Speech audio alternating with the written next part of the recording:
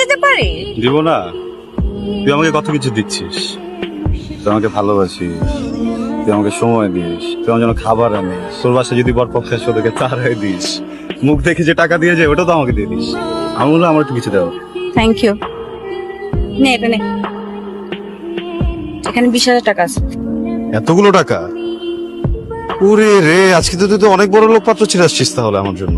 Last warning দিয়ে দিছে যে এবার যাই হোক, কানা হোক লুলা হোক, হোয়াট এভার, আমাকে কথা করা তাড়াতাড়ি করতে হবে। তুই টেনশন নিস না, দেখি আমি তো আমার মতো করে চেষ্টা করতেছি, বুঝছিস না?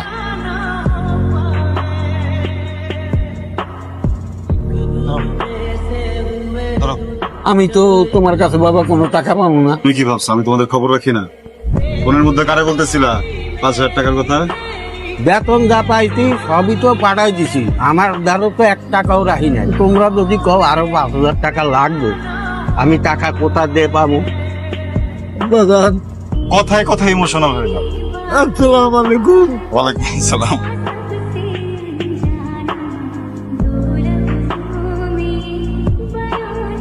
মামি, আরে তুই কেমন আছো? ভালো আছি, আয় ভিতরে আয়। আচ্ছা আরাম। ওয়ালাইকুম সালাম বাবা, আসো। দাঁড়া আছো কেন? আমার প্রেসার মেশিনটা নিয়ে এসো যাও। মামা তো চিন্তার কিছু নাই তো। শোনেন, আমি কিন্তু আসলে এখানে আপনার প্রেশার বাড়াতে আজকে আসিনি, তাই না? আমি আসছি, আনিকা আমাকে বিয়ে করবে তো, উনি আসছে। হানিকা, তুই তোর সিদ্ধান্ত নে, তবে আমি এই ছেলের আমার অফিসে চাকরি দিতে পারবো না। আরে তুমি এমন করতেছো কেন? খারাপ কি? কোনো কাজকেই ছোট করে দেখা উচিত না বাবা। তুমি একদম সঠিক সিদ্ধান্ত নিচ্ছ, সৎ পথে কামাই করবা, এটাই তো বড় কথা।